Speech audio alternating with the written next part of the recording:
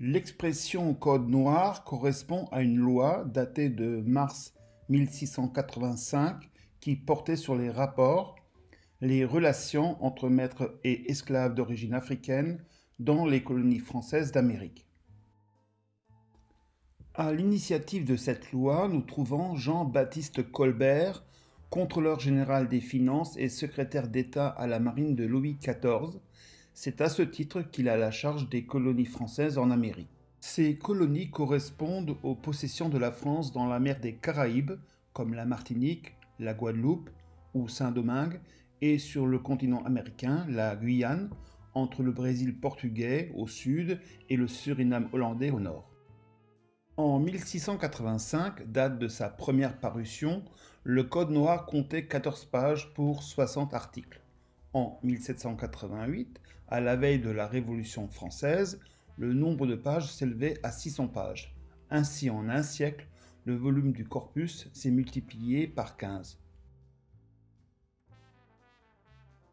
La présence massive d'esclaves originaires d'Afrique noire dans les colonies françaises des Caraïbes est le résultat d'un vaste commerce entre des lieux où les esclaves sont capturés, exclusivement les côtes de l'Afrique de l'Ouest, et les lieux où ils seront utilisés, les plantations en Amérique. Ce commerce porte le nom de traite négrière.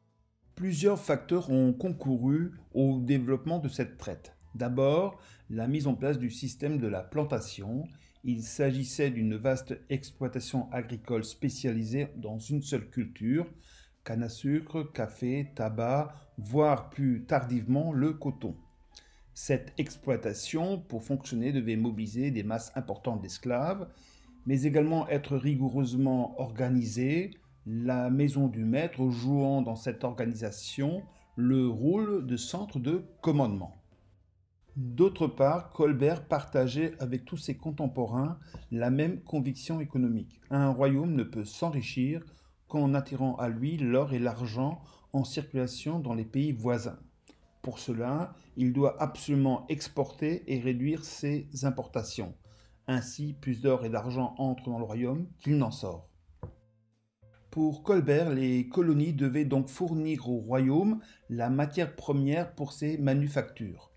Dans cette perspective, il fallait développer dans les colonies de grandes plantations qu'il faudra approvisionner en main-d'œuvre nombreuse et bon marché grâce à la traite négrière.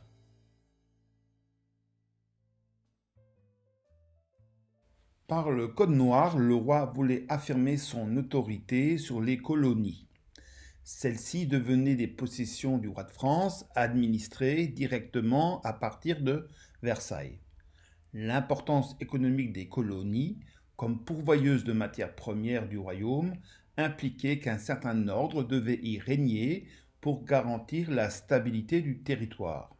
Or, cet ordre pouvait être remis en cause par des soulèvements d'esclaves provoqués la plupart du temps par les conditions de vie et de travail inhumaines imposées par le système de la plantation.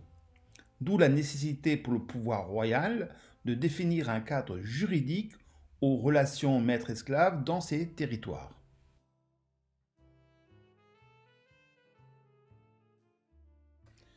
Les hommes du XVIIe siècle raisonnaient en matière d'esclavage comme les Romains de l'Antiquité. Ainsi, dans la Rome antique, on pouvait être un homme tout en ayant un statut juridique différent. Ainsi pouvait-on être d'un côté un citoyen libre et de l'autre un esclave. Il en va de même dans le Code noir, où la valeur d'un esclave repose sur sa qualité d'homme, sa capacité de travail, voire de son intelligence. Ainsi, un esclave pouvait tout à fait diriger une boutique au nom de son maître. Par ailleurs, le Code noir définit l'esclave comme un bien meuble, et non comme une chose ou un animal. Un bien meuble signifie qu'il peut être vendu, acheté, loué ou prêté. Il n'est pas pour autant une chose ou un animal, puisque selon le Code, un esclave devait être baptisé et catéchisé.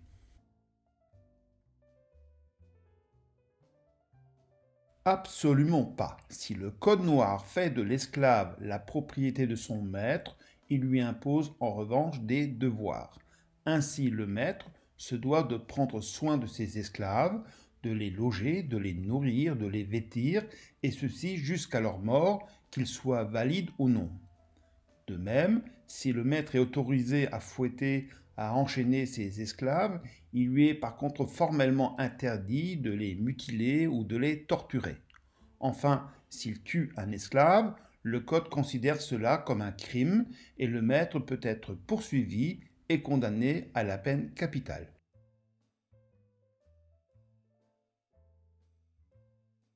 Dès le XVIIIe siècle, les maîtres violent le code noir en toute impunité, s'octroyant un droit de vie ou de mort sur leurs esclaves. Ayant la justice locale entre leurs mains, les esclaves n'ont aucun recours et sont à la merci de leur maître. Par ailleurs, les maîtres ne font pas n'importe quoi, car l'esclave demeure avant tout un bien meuble, ayant une valeur financière et une main-d'œuvre sur laquelle reposait leur prospérité économique.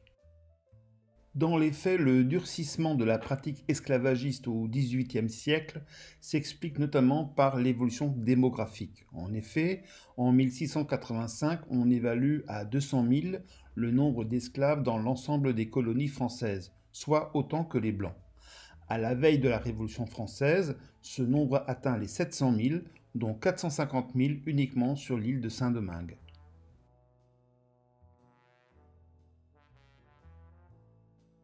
Pour les philosophes des Lumières, la liberté est un droit naturel, c'est-à-dire qu'elle est attachée à l'homme dès sa naissance.